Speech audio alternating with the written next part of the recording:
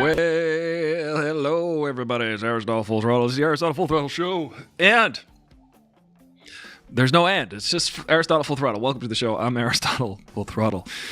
Here to talk to you about the news of the day, the hot topics, the things that are everybody's talking about, the stuff that's on the tip of everybody's mind, the things, everything that you could possibly think of, right? Ismael Kawiya, thank you for being here. You're the first person to comment. Yeah, hold on a second. I gotta push all these things in and adjust things. You know, it's the show where I do all of these extraneous things in order to just get started. You know what I'm saying? Anyway, welcome to the show, Ismael. I would like to play your intro, but I'll get a copyright strike. But let's just play it anyway. It doesn't matter. Call me Ishmael.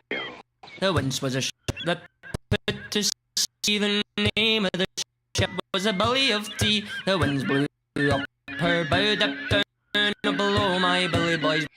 It almost did it. It almost made it. It was just a little too stuttery, a little too stutter step. I don't think you could say stutter. What can you even say anymore?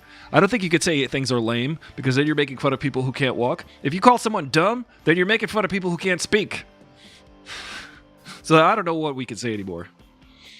It doesn't matter. Maybe we'll find new words to say to describe the exact same things. Hey, Raccoon Raiders. I'm going to play like 2 seconds of your intro and see what happens. Let's see what happens.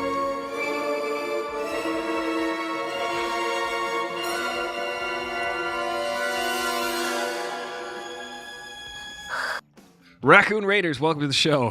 Thank you for being here.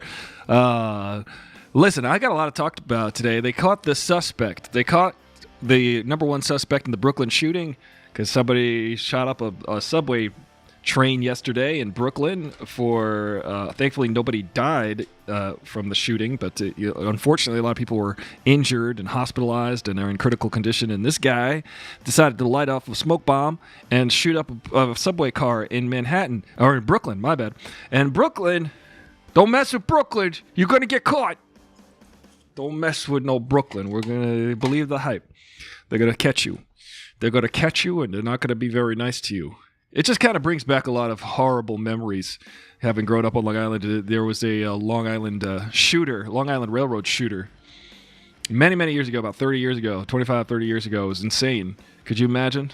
It's horrible, horrible type of thing because you're captive. You're on a train. You're in a train car. There's nowhere to go. So my heart goes out to the people who have been violently attacked and are hospitalized right now. Those people, hopefully they recover quickly. And all is done and well and good. And oh, it's horrible, man. Some people just take advantage of... I don't know, some people are just really sick, you know? You don't want to sit there and give someone an excuse and say, you know, they're sick. They're just really sick. Some people are just evil. You know, some people just got evil in their hearts. They just want to see the world burn. As Alfred says in The Dark Knight, he's talking about the Joker. Some people just want to see the world burn. So I think that it's really unfortunate. It's an unfortunate mess. And I hope that, you know, we got to survive this planet. I think about this often. We have to, you know, we have to really pad ourselves, guard ourselves, be strong inside. I think that, you know, a lot of us feel the world should change for the better, and I think that too. I think that everything, but we shouldn't rely necessarily on the world adhering to our personal moral compass and our personal, you know, requirements. The world is a dangerous place. We have to learn to build our character and be stronger and deal with things that happen. I mean, I imagine these people in that situation will never see the world again the same way. And it is always a good and noble effort to try to make the world a better place. It really is. But you also got to be prepared for it to suck, because most of it depends on your framing. I think about this a lot. You know, I've had major successes in my life, and I'd like to frame it that way. Otherwise, I can think of all the major failures I've had. But I don't believe in failure. Also, I just don't. I think you could keep doing something and then eventually stop doing that. I don't think you ever fail, necessarily. People say they're a failed musician. I'm like, no, you stopped. You stopped pursuing it. If you continue something for long enough, for the sake of doing it, then you're not a failure. You're someone who's succeeding in life. You're doing what you want to do, and I find that to be successful. I find that to be a success. If you end up doing exactly the things that you want to do in life, then that's a success. If you want to just make lots of money, like a lot of corporate people do, then you're successful, for sure. I had a friend back in the day who equated success with like a dollar amount. He's like, what? And I said, that's what you consider success. He's like, yes, success equals having lots of money. And I said, you could just be born with a lot of money. Are you successful? You know, I don't think so. I think success is measured by your dreams and how much you're pursuing those dreams and how much you're going after those dreams and how much you're realizing those dreams. That's success and achievement. Success is not a dollar amount. In my book, success is personal. What's the secret of my success? Michael J. Fox. Actually, it's Helen Slater. You know, also, I just say that the world can be dangerous, and the world, like Michael Jackson's dangerous. The world, that's the album. Yeah, Thriller, Bad, and Dangerous, all back to back to back. But I'm just saying, you gotta be willing to weather the storm. Because there will be storms. You got to be willing to, you know, if you want lots of money in life, that's cool. That's all. If that's your only pursuit is a dollar amount, then you're successful. You're personally successful. But again, you could just be born with lots of money, and that doesn't make you a success. The world isn't fair. That's what I'm saying. But it doesn't have to be. You just have to figure out how to, like, roll with it. I know that, again, it's a noble pursuit to be like, make the world fair for everybody. And that's what we want, right? Ideally. But it's just not. We have to also acknowledge that. We have to acknowledge the reality and pursue the ideal. That's a quote. You can quote beyond that.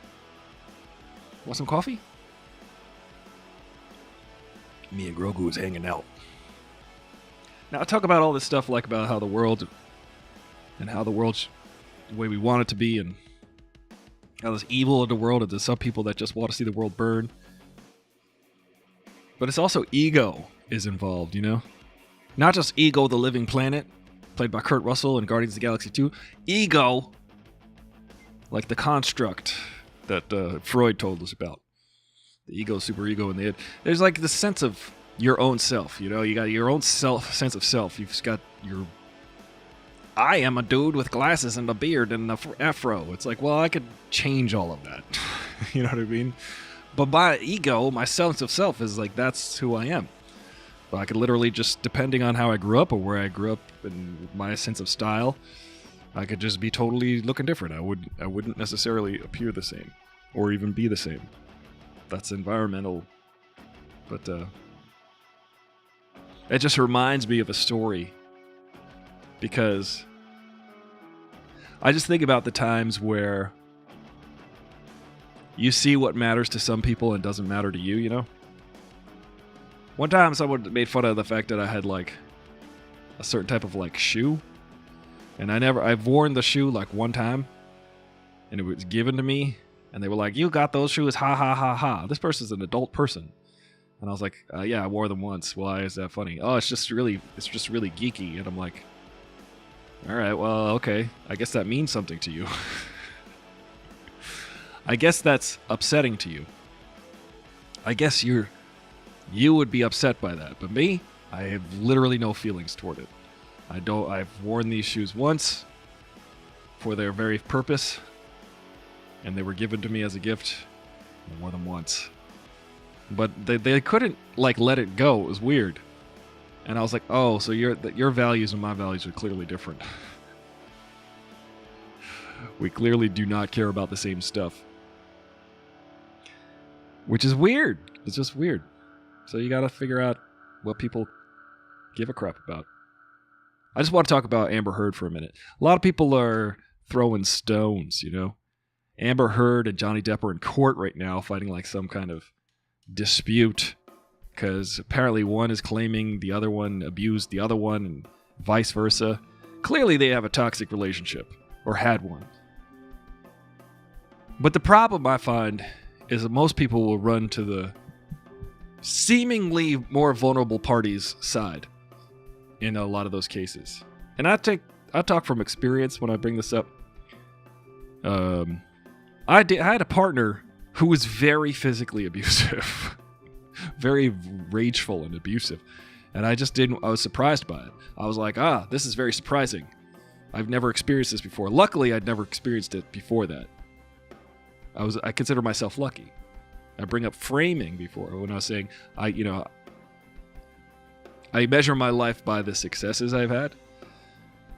Or you can measure your lives by the near successes you've had.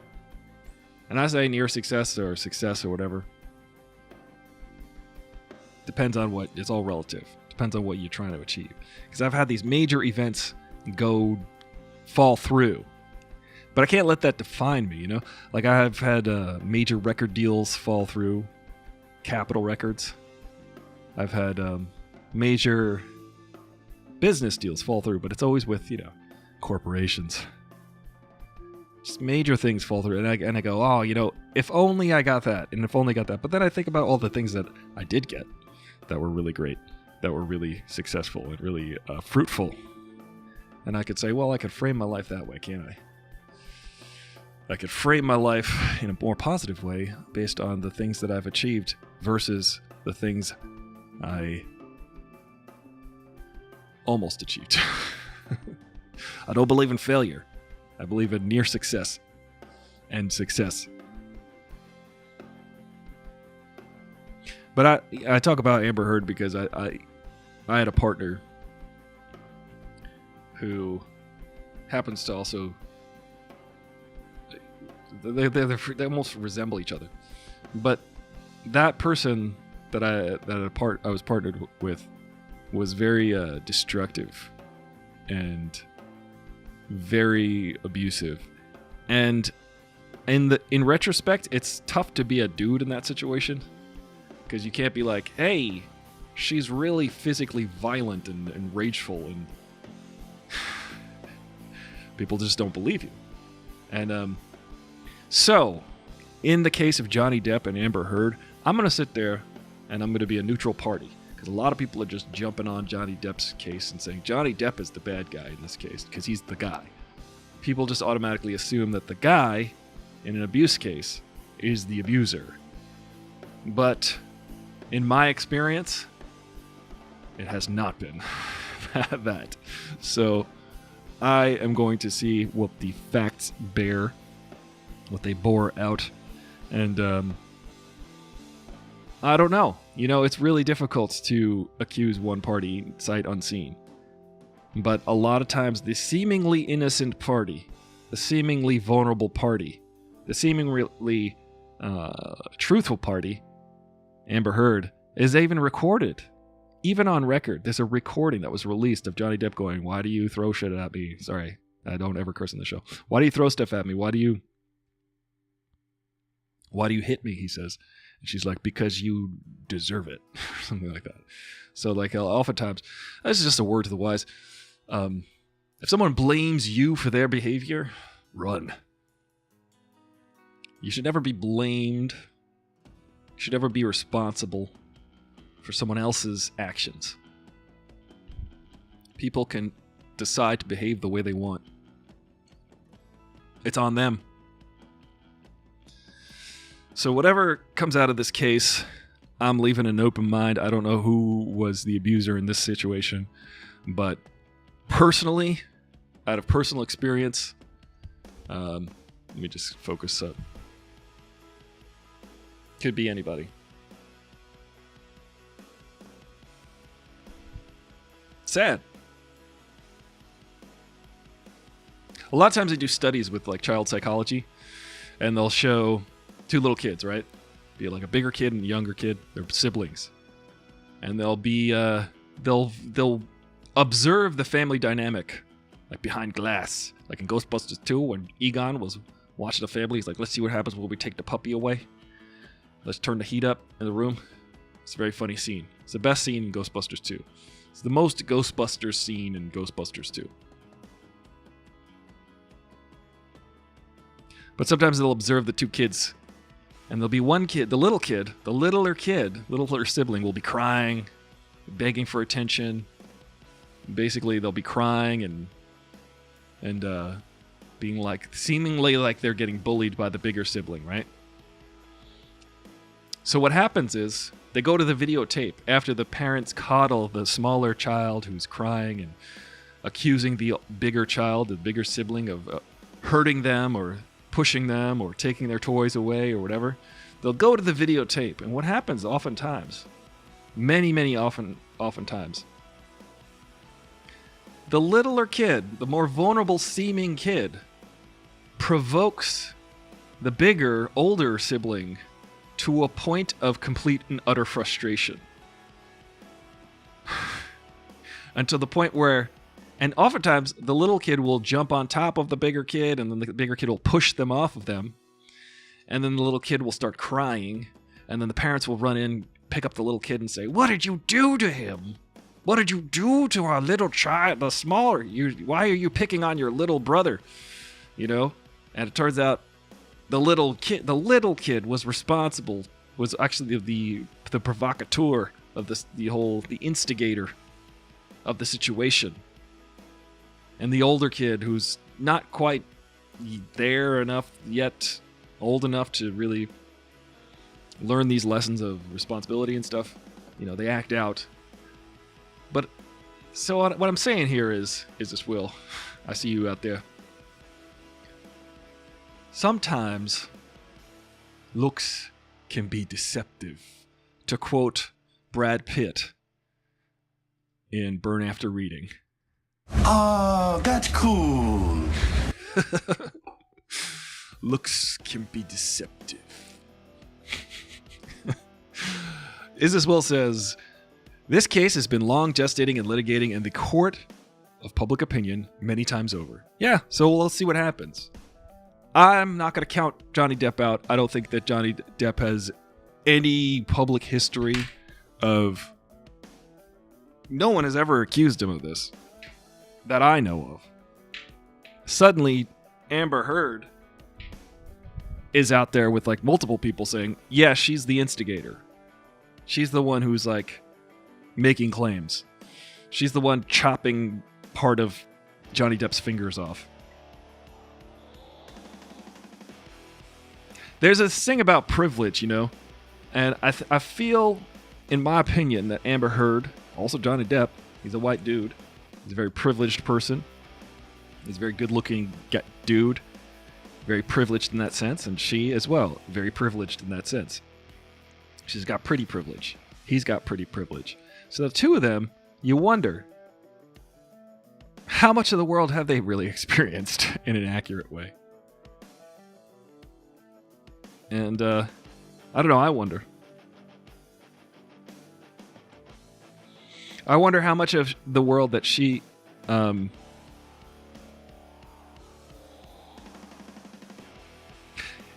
lot of times when people are used to getting what they want, and they don't get it, they will make horrible claims. They will try to be the victim. That's what I always say. Look out for who's trying to play the victim. I think this is the how to wrap up this conversation, to sum up this conversation. Look for who's claiming to be the victim in a situation. Don't blame the victim, because people are genuinely victimized in situations. But which one of them is crying, they did this to me? Because Johnny Depp is just like, hey, here's some tapes of me asking why she physically assaults me, and her just literally saying, because you make me do it. And she's out there saying, no, he's been horrible to me. He's been such an abuser. But she's stopped short of making like full-on claims of abuse, though. So I definitely am swayed in one direction about this case. I definitely think that Amber Heard is lying. Only because of my personal experience. Only because of my personal experience where I'm like, oh, there are people in this world that will physically hit you and throw stuff at you and break things and rage and scream at you and then claim that you're the one that made them do all of those things. There are people in this world like that. Watch out for those people. Isis Will says it all started going bad when they were barred from going to Australia or something over animal abuse claims or something along those lines. Oh, I remember that. He couldn't bring his dogs or something. It just seems like it's spiraling out of control. It seems like it was a very toxic relationship. They should just get away from each other and stop trying to like sue each other. Just break up. Get away from each other. You're clearly not working. This is not a good situation. You know? But, you know, it was ridiculous because I was watching some of the footage of Amber Heard in the courtroom and she was like crying, like fake crying. And most of Johnny Depp just looked surprised at everything that they were claiming he did. He just was like, really? Okay. This is all baffling and surprising to me. So, honestly, I didn't find her crying that convincing, like her acting. It sounds like I'm bashing Amber Heard, but, you know, I have a personal stake in this matter. I'm not being sexist. I'm just telling you that it's not always how things are said to be. Y'all know what I'm talking about. Y'all know what I'm saying. Violence is never really the case, unless someone's trying to attack someone that you care about. Then you could just take their head off, just twist it off like a top, throw it to a basketball hoop. That's what I do to anybody who tries to attack me or someone I care about. That would happen. Isis Will says, big age gap makes for odd relational dynamics. Is this Will? I see what you're saying. I tend to agree with the sentiment. And there seems to be a lot of evidence for that in a lot of cases. I, however, don't think that that's the case in this case. I think it's two actors. And actors, we know, it's very stereotypical in the sense that actors just, I don't know what it's, Will, yes and no. I would like to say that there are people who are of advanced age who have not learned a single thing in their life about how other people work. I don't think it has anything to do with age in this case. I think it has more to do with empathy and the ability to perceive and the ability to want to just cover your own CYA. You know what I'm saying? Cover your own bases. I think that things spiraled out of control in this situation, and then they just keep going deeper. They keep digging a deeper and deeper hole with it instead of just walking away. They should just really walk away. Kanye, walk away, okay? Kanye, walk away.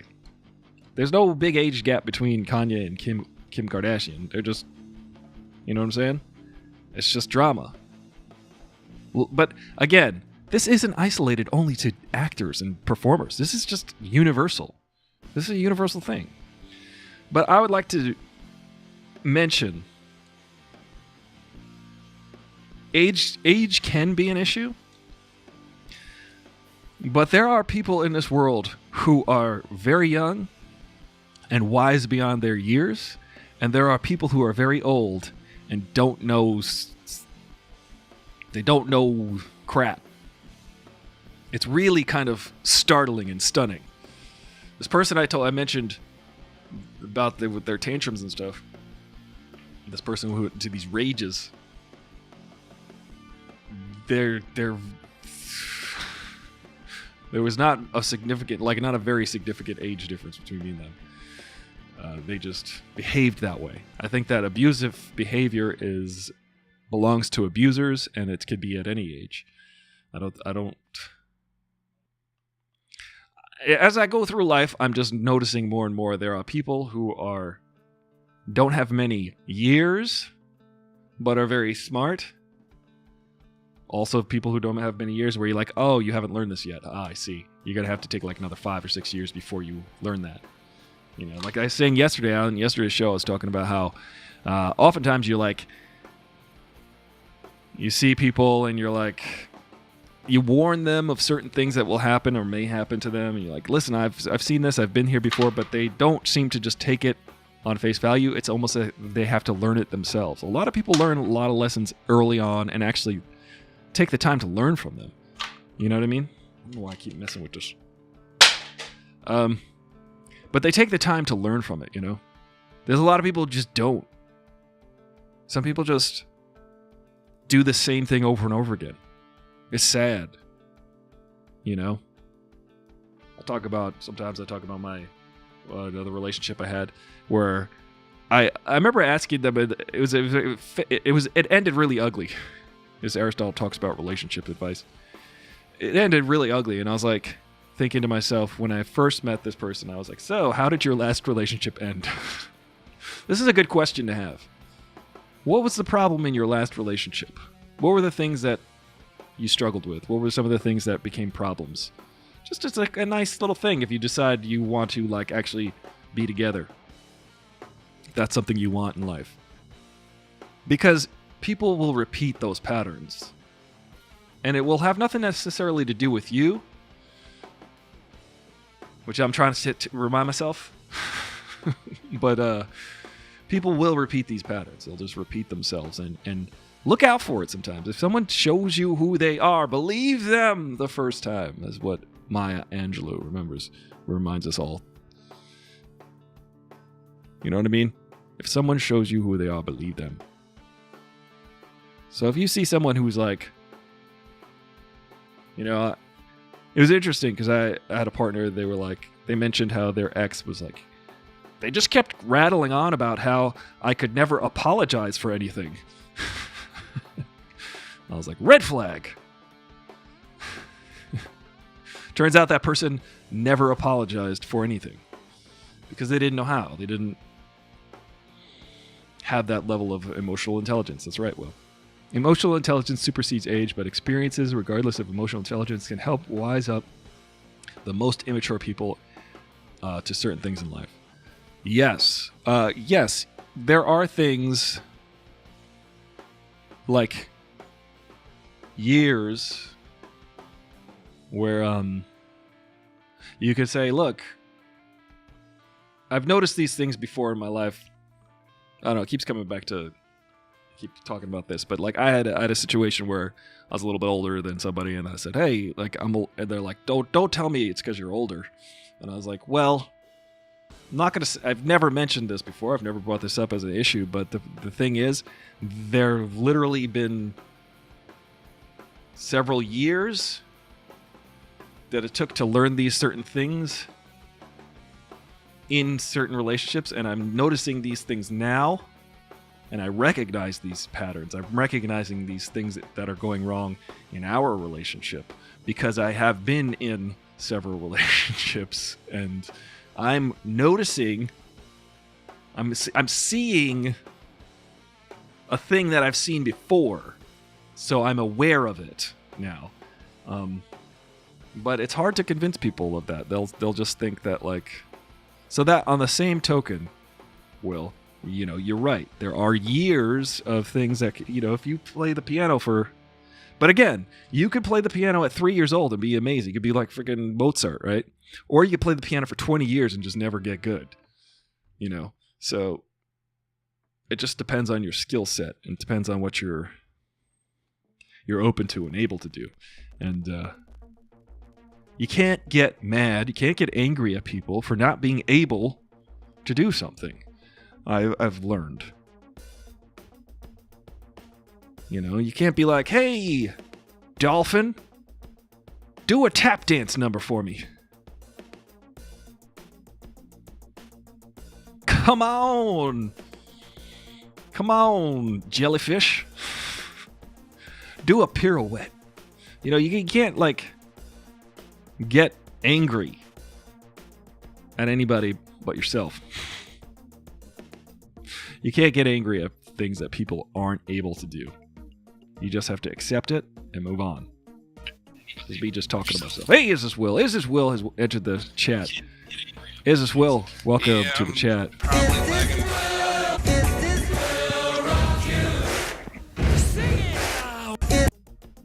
It will. Am I right or am I right? It depends. Where I left off before I joined was you were saying that you can't be angry at dolphins for not being dolphins or something like that. And not being able to tap dance. I joined it. I mean, you could work all day.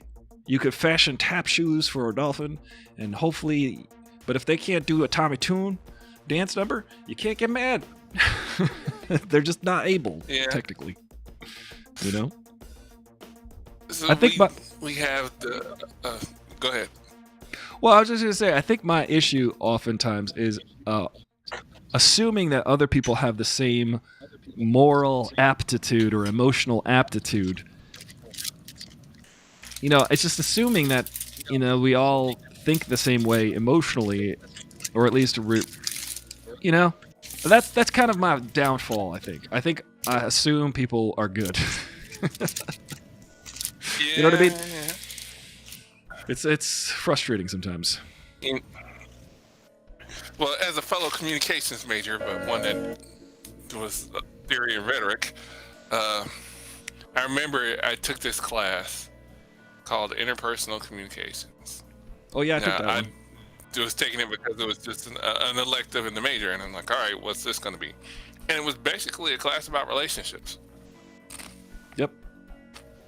I took a class. Relationships, but ultimately just the dynamics that people have. What you got there? Can I get one? Is it Cheetos? It is bite-sized white corn, tortilla chips, and tomatilla and avocado salsa. I got it in the house from work, so I'm like, you need a snack. I'm going to don't have to cook. After this conversation, we're going to talk about best chips, because that sounds like a good chip to me. But that's a chip off the old block. I already have judged you for your love of Cheetos, so I do love biased against you, man. Listen, I like jalapeno cheddar Cheetos. They're the greatest chip ever, I think. I could eat a whole bag of them right now. You've seen me eat them on the show. Noel Dreher 2 says... the flavoring I could go for. Yeah? Yes, but are they the... Go for it. Whenever you point a finger at there, people, there's always two others pointing back at you. At least two. Don't they say like three? I guess if you got injured in the war, there's only two. So, Will, I have an uncle who only had two fingers on his left hand. So he's deceased now, but Uncle Smith. Well, was it Uncle Phil? Because you're Will Smith. Uncle Red was his what he was known as, Uncle Red. Proper name was Foder, F-O-D-E-R. And my grandfather apparently accidentally chopped off 3 of his fingers while chopping wood. So, there you go. Well, they're just extra anyway, but they won't be able to get to so the when he piano. pointed at people, he got away with it. Yeah. There's no snappy comeback. Literally no snappy comeback. So, Will, you said about age and then emotional intelligence, and we were talking about that earlier, about years and... Yeah.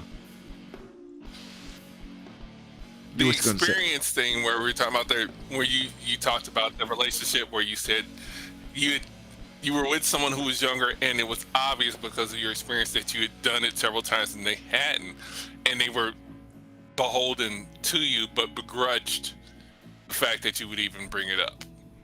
And, yes, but this was like toward the end. It's just, yeah, well, that was the thing. It wasn't like... Yeah, well, it usually takes... Oh, I lost you. Will, I lost you. I stopped talking. Oh, can you hear me? I can hear you. just shut up. I'm just trying to be a good listener.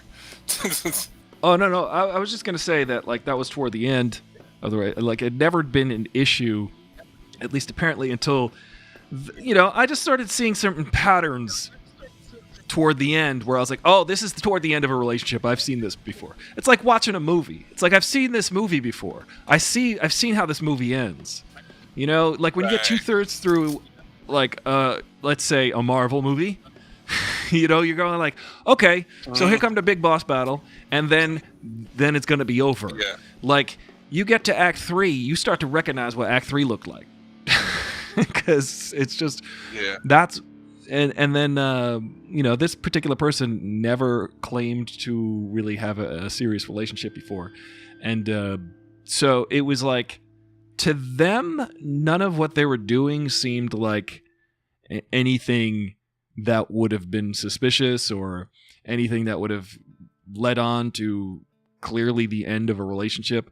But me, just being able to generally recognize patterns, and I like telling stories, and I was just like, hey, by the way, because I'm like this many years older than you, I've had a few rounds of, maybe a few more time for a few more rounds of this. This looks very familiar to me. Like, I know what this looks like. Yeah, if someone's never been in a relationship long enough to really grow apart from someone they really cared about, then if you have, you'll know what that feels like, and someone else, they just might not know what that feels like. And like in my experience, one of the things that really stood out for me was when you are trying to be very idealistic in a relationship, you're like not keeping score. You're not trying to bear grudges against somebody. You're trying to be fair. But along the same lines, like when something makes an impression on you, you don't forget. And when you get to that point where it gets a little pettier and you start to realize all the offenses that you've absorbed, or if they recognize the offenses they've absorbed, suddenly the scorecard comes out and, oh, magically it has been filled out. Yeah, like, they have suddenly been. Yeah. And it's like, and that's when like something that hasn't been said or has gone unsaid but has been felt gets said. Like, I haven't said this whole time, but you remind me of my dad, and he gets on my nerves. And sometimes you right. That for me, that's a stereotypical thing that will come out of a conversation about two people of different ages, or vice versa. And it'll flip with genders too, because in people, we have certain things that come out when we feel that we're an authority on something, and we're dealing with somebody that we care about, that we're trying to keep in our lives, or trying to direct in such a way that they're in our lives and they fit comfortably, that it creates an impression. And so for the other person, if they are willful of what they're doing and they're like, well, I'm doing what I want to do, and it sucks that you feel the way you do because we got a problem now, they're going to hear what you're saying to them completely different. And it's like people are giving each other the leverage they need to get out of a relationship. And again, it's like, until you've been at that point in a relationship, you're not recognizing what's going on. But like, if you've been there, you really, it's like, oh no, we're playing tennis now. Here we go. Here comes the first volley. What do I got? Because I'm going to have to return this serve with something, or this is just going to just completely degrade. And, it's just a factor. With the depth thing, not to delve too much into it, but like one of the impressions I got from the things that I initially heard going on with him at the time, even before the whole marriage thing blew up, was that Amber he has an Heard. issue with alcohol.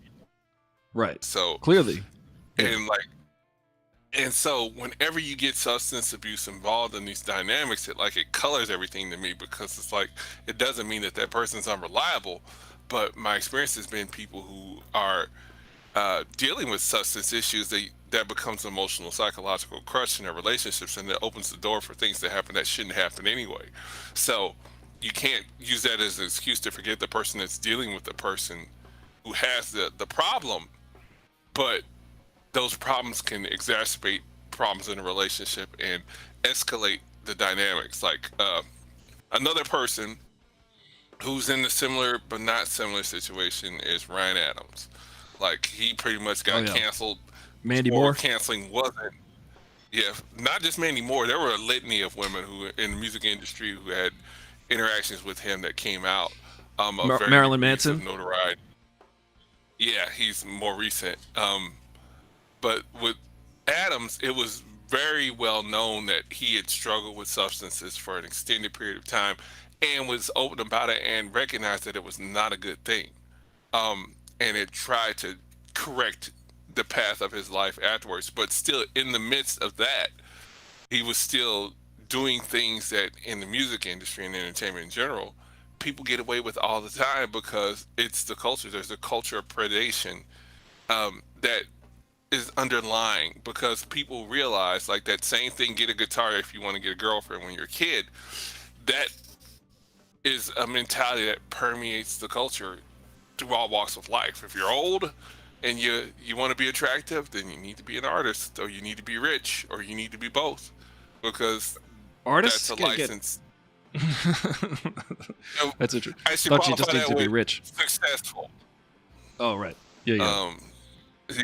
So Yeah. whether it's notoriety or whether it's monetarily, but implicit in that idea is that you have leverage. You have some kind of leverage with people to make yourself something that you otherwise would not be.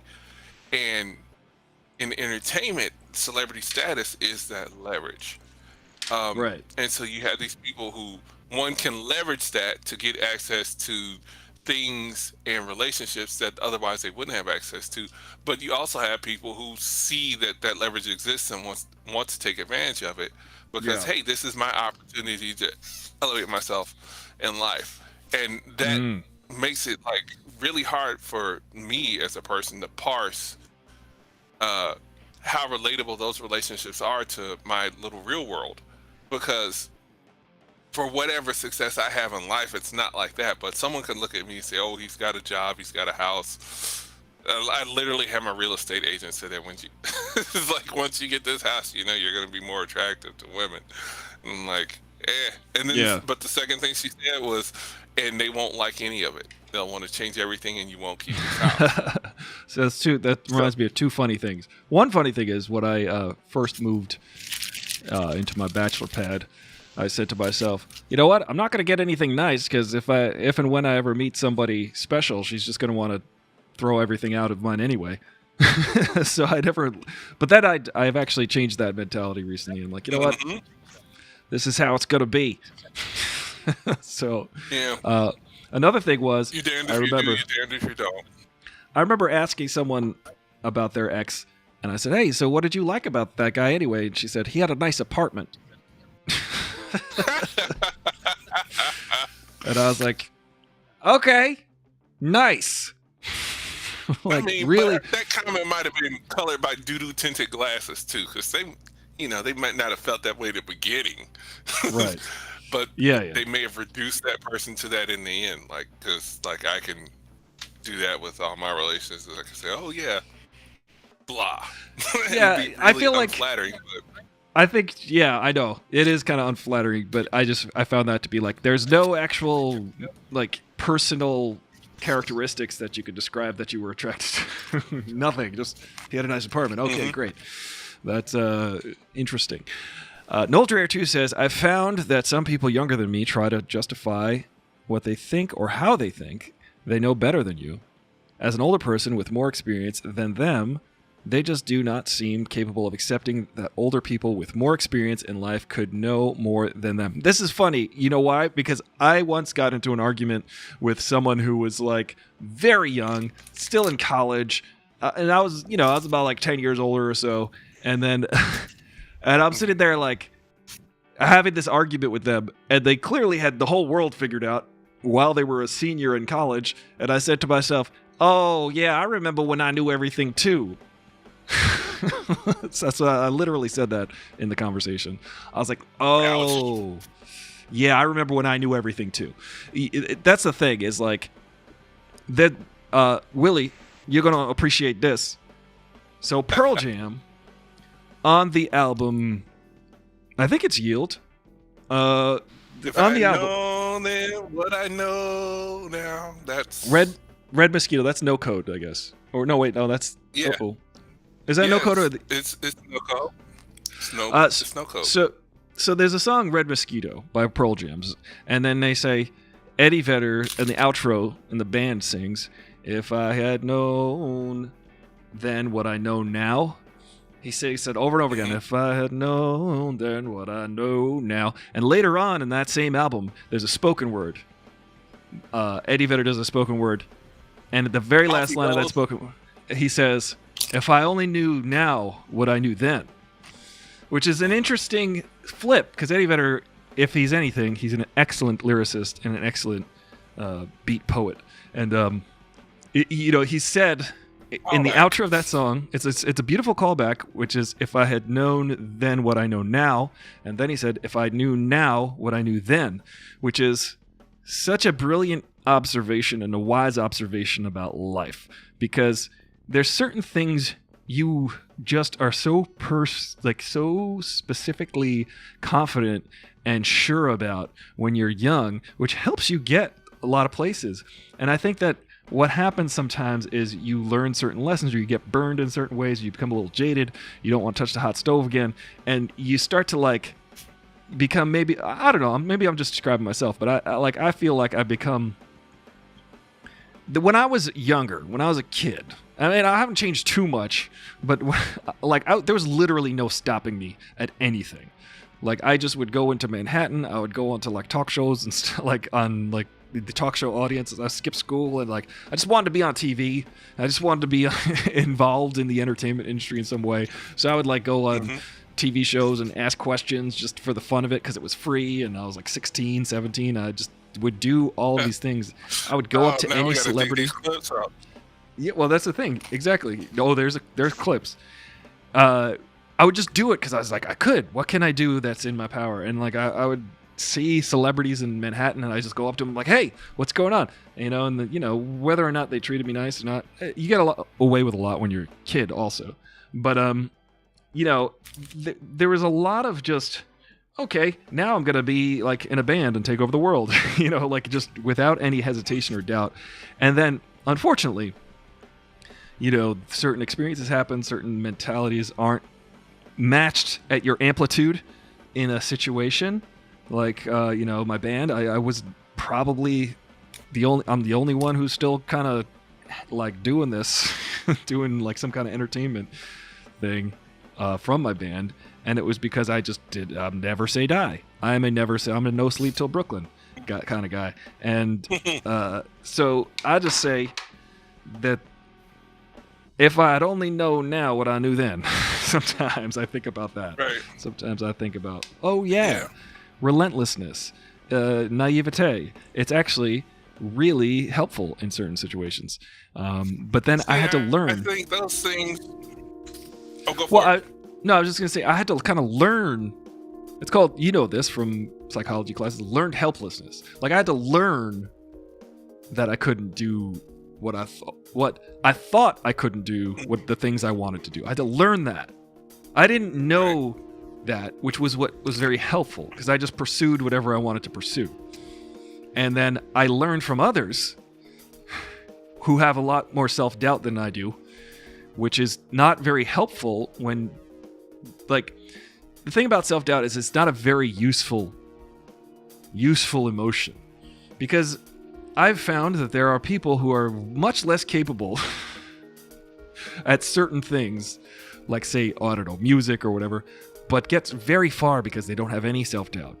And it's really, it's an admirable trait to be stupid, to be ignorant. I'm winding up because I've got some heat to throw at you. Well, okay, I just want to quote Raccoon Raiders is quoting Bob Dylan. Go for it. Oh, but I was so much older then, I'm younger than that now. That's so true. Yeah. But go ahead, Will. I went on a bit of a diatribe about, learning not to be successful from people who... Who am I to interrupt a diatribe, of all people? So... Fair enough. I was a late bloomer with music. I didn't pick up a guitar until I was 22 years old, so I teach myself. And so I also didn't have money, so I had to use a JCPenney's card to order a cheap guitar from the JCPenney's catalog. And when it finally got to the point where I was like, this thing is unplayable, I need someone to fix it, I went to a local repair guy who did all the repairs for a music store.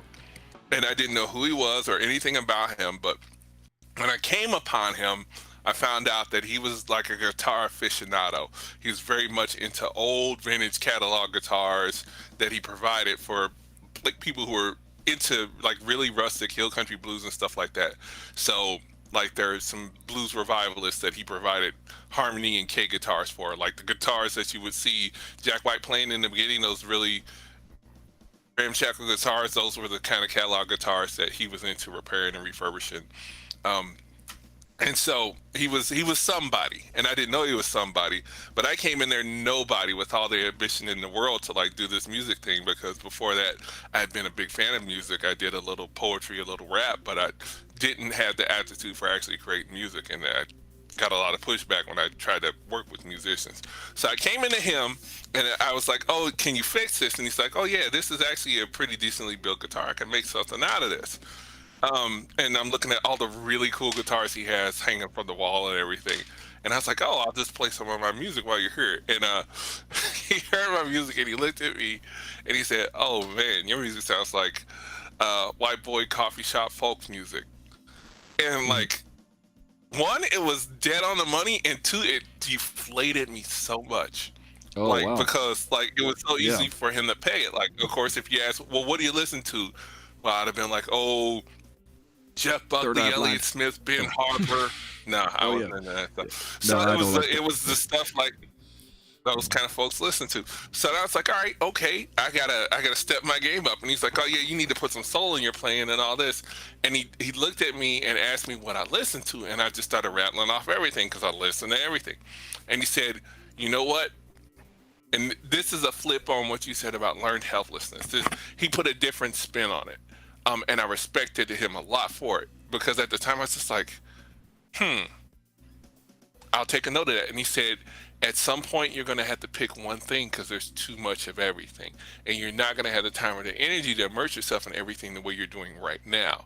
And for me, when I made that decision, at first it was jazz. I was a metal guy when I started because he was older than me by I wouldn't have been able to tell it by looking, but he was old enough that he would have been a contemporary with the guys from Living Color and Fishbone, and he was really into their stuff when they came out in metal.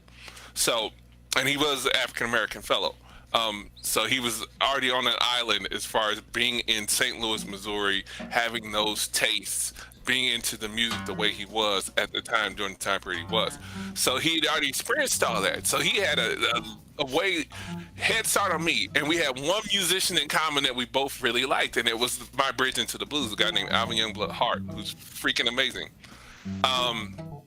But we started talking about, like, for me, all the stuff from that period of like quote unquote black rock and the black rock movement, and then the jazz bases it came out of. So when he said I had to pick one thing and this is what I picked, and he said it was jazz and it was the blues. Yeah. And he ended up landing on the blues, which got him into those old guitars, and the Alvin Youngblood Hart, who he ended up becoming friends with, and I got to meet. Oh dang. And so I was yeah. Dang. Oh, I was gonna say I had to decide, like, am I gonna settle for one thing? Is there gonna be one thing for me? And I couldn't fathom it at the time. I had that same naivete where it's like, I love all these different kind of musics. I love music that blends different things. And when he said it, I felt like it was a limitation. I was like, well, how dare him think that you can only do one thing? Yeah. Well, that's the thing. I think it's a good thing to choose something to jump off as a jumping off point, for sure. And spend the time getting good at that thing, and then what happens? I personally, as a musician, it's good to be obsessed with music in particular, for if you want to be a practicing musician. And I spent a year learning classical guitar. I said I want to learn classical guitars, and I learned all this classical music for a year. I said to myself, I'm going to spend this year only taking classical guitar lessons. And it's a good starting point. It's a good jumping off point. And it helps, I think, makes it for a well-rounded musician to, be Ginger Baker and go to Western Africa. Where did he go? Cameroon? Right. That sounds about right. Well, he ended up living with Fela Kuti for a while. So Yeah. that would put him in. Where is Fela Kuti from? I should know this because I follow both his sons. Zimbabwe? Wait, I forget. But here's the thing. No, it's in Western Africa. The thing about that, to me, that is special is that it's true. Nigeria. My bad. The thing about that's really special is that that's a true musician. A true musician is constantly hungering for new levels of musicianship. Like I said the other day, you never become an ex-musician. I don't think so anyway. Right. You're just constantly, even if you don't have an instrument in your hands, you're listening to music and parsing it in some way or hearing it in a different way or noticing different musical wrinkles that you might not have noticed before, and you're just constantly sort of enjoying music in a different way and growing as a musician, even if you don't have a instrument in your hands. So I think that, you just stop. Like I was saying, I think that's the moral for today. Is like, is there such thing as failing, or is there such thing as quitting? And I think there's no such thing as failure when you are pursuing the thing you love. Because if you stop pursuing the thing you love, then did you fail or did you quit? Right. Because you can't just be an ex-musician. Can't be like, I used to be a musician. It's weird to me to hear that. Aristotle, I would never swung at the wind up and not the pitch. I swung at the wind up? What does that mean? And not the pitch. That wasn't the pitch. I told you I was serving you some heat. That was the long. Do you want to go to war? Because we could go to war. I'm for real. What's the pitch is what he said was not about music at all.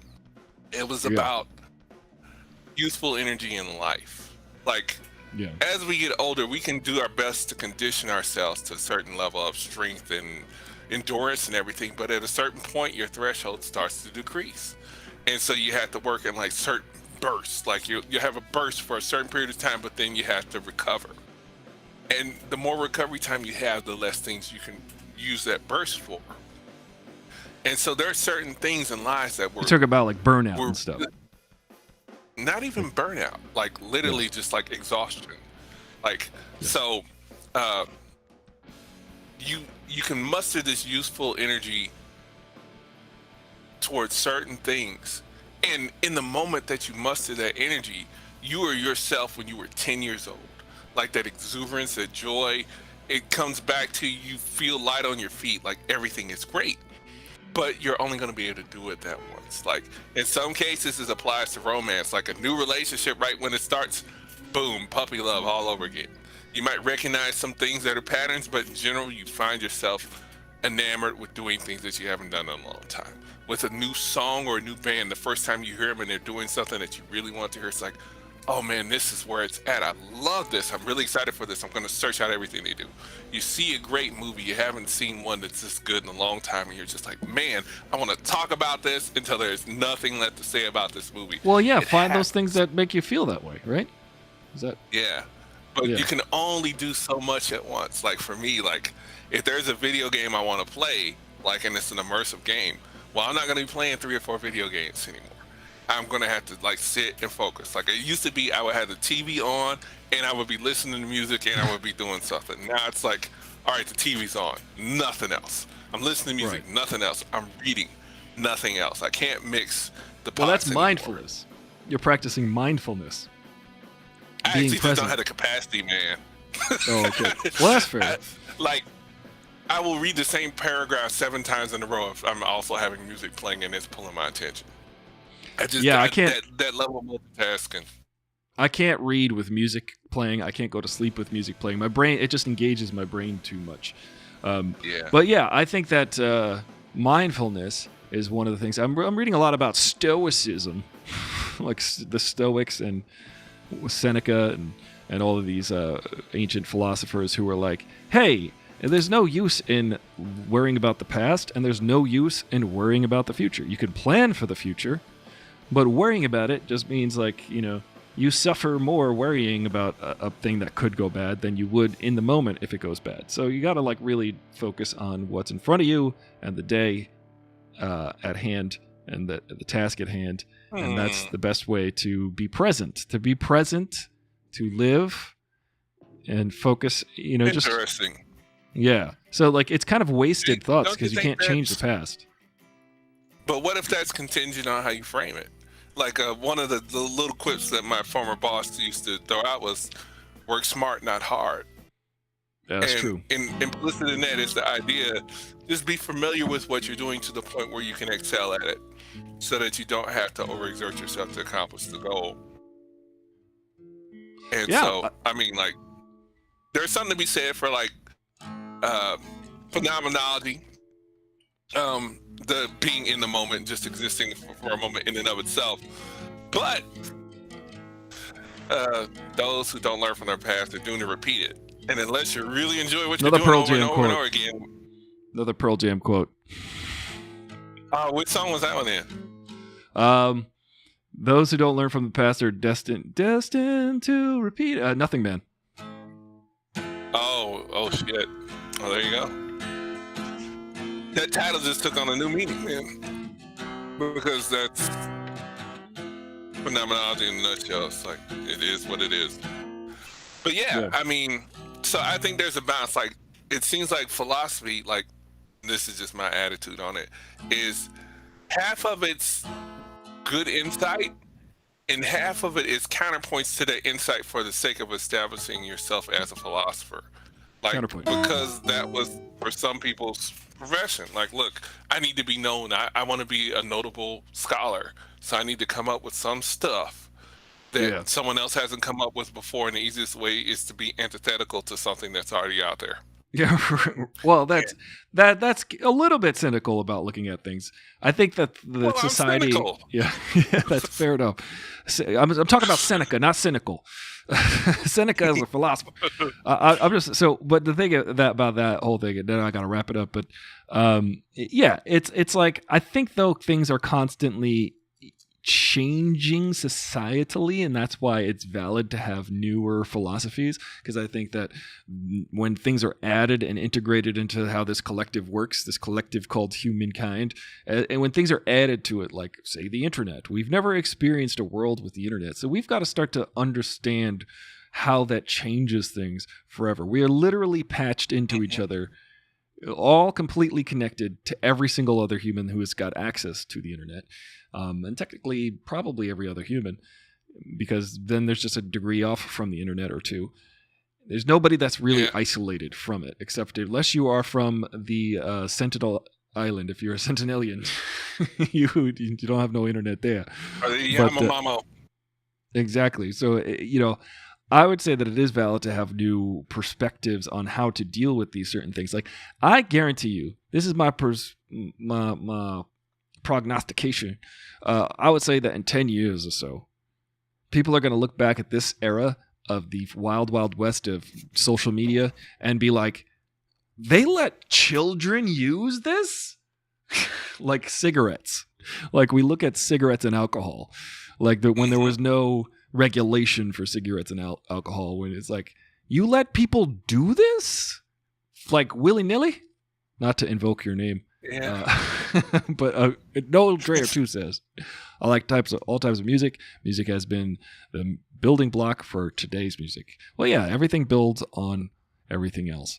It's cumulative. And he also says, I found out a lot of musicians seem to take their personal life and write music to it. For instance, John Denver, Johnny Cash, and there are others. Well, yes, you write what you know. That's what they say, right? I mean, a lot of people write about aliens. Like, let's say you're Coheed and Cambria. You're talking about aliens and a whole quadrilogy and stuff. But you got to write what you know, generally speaking. And I just saw this quote the other day. Well, they knew yes. They knew yes. They said yes? You mean like... I said yes, and I meant Rush. I'm sorry. I meant Rush. Even though yes talks about aliens, too. I mean, Coheed and Cambria... They're a prog rock emo band, so they're writing what they know, and they just happen to know very creative rock bands. Yes, the very other true. piece of heat, before we get too far gone, it's a little piece of heat. And I'm winding up and throw it. Earlier, it can't be worse than the about habaneros I had the other day. Go ahead. About dealing with people who are younger and information about ourselves that we try and communicate from our experience to someone who just doesn't hear it. Right. There is a very old adage that applies directly to that you probably heard as a young person and didn't really put much weight to it because you were young and someone older said this to you. You can lead a horse to water, but you can't make it drink. Yes, you could beat a dead horse, but you can't look it in the teeth. And 7 hands high, its grass is always greener on the silver lining. If a bird in the hand is worth, is that right? No, but I agree. 2 in the bucket. Two in the bucket. Yeah, like there's another old saying. Well, that's what Anyway, go ahead. There we go. Wrap it up. Contrary to what you said about new philosophers, but I don't think it is, because of how it plays out, and there's nothing new under the sun. Right. If you look at it from a cosmological perspective, like what percentage of the universe are we as human beings able to perceive? Like the simple fact that everything we see right side up is actually upside down and our brains are wired to the gravity of this planet and not the universe should tell us that we are extremely limited. So most of the phenomena we occur. Yeah. Well, I think that to push back on that, I think that philosophy is it's not like science necessarily. Noel Dredger says, "Thanks, Isderswill." It's not. Science is a measure of the universe. Science is a measure and a repeatable measure of the universe. But philosophy is. Maybe there's nothing new under the sun, but there are newer things that can occur to us. There's new information that we can use to sort of to decide. And philosophy is not a pursuit of.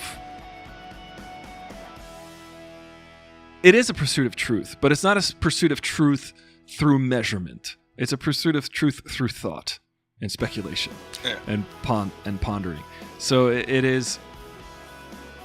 can help resonate and help organize certain things, but it's not to be counted out. It's a valid way to chew on new information and incorporate it into society, I think. Right. Yeah. I'm not trying to belittle science when I say that. It's more along the lines of there are philosophies that have existed for far longer than modern civilization that may just be as valid and applicable, but because of ethnocentrism and a lack of exposure, a lot of us don't even acknowledge them. So like when you get into Eastern philosophy and asceticism and the foundations for that, it is pretty applicable to most of the things we struggle with regardless of what science puts in front of us.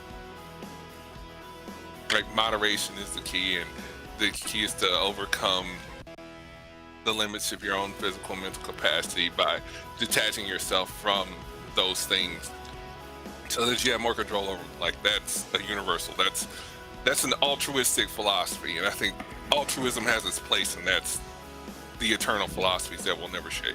That's just my not so cynical attitude about philosophy. Yeah, I mean, it's do you feel the same? Do you feel my heart beating? Is it? It's the eternal flame. I said that like George W. Bush. I was trying to sing a Bengals song just now, and it sounded like George W. Bush. But sounded like you really did. Sounds like like fool me once. Fool me once, can't get fooled again. I said it like that. Well, how's that song go? Is this burning? I can't remember the lyrics. An eternal flame. What a beautiful song. Ladies and gentlemen, treat yourself to the Bangles, Eternal Flame, after this. It's a very wonderful song. I always get the Bangles and the Go-Go's mixed up. And I'm not being sexist when I do that. I'm just... The Go-Go's saying, we got the beat. Belinda Carlisle. Okay. Belinda Carlisle, I know. That's the Go-Go's. Susanna Hoffs. Susanna Hoffs is in the... Yeah, she's in the Bangles. Prince wrote their songs, or a song for them. Yes, and also, that might have been Eternal Flame. That might be a Prince song, actually, because it sounds like, is this burning? That sounds like a... No, there's a Manic Monday. Manic Monday, that's it. You're right. That's right. I had to think about that for a second. I was wrong, you are right. See how easy that is? was talking about that yesterday. How hard it is for people to say, I don't know, and also I was wrong. Sorry. Yeah, it's so easy. It's so easy. Generationally, it's getting worse. Like kids now, like me working with kids, like it's like you're trying to drill through their hand when you try and get them to say sorry. Like they are like viscerally resistant to the concept. I don't know where the heck that came from. I don't remember being that way as a kid, but now kids, like, it is violently upsetting. What happened?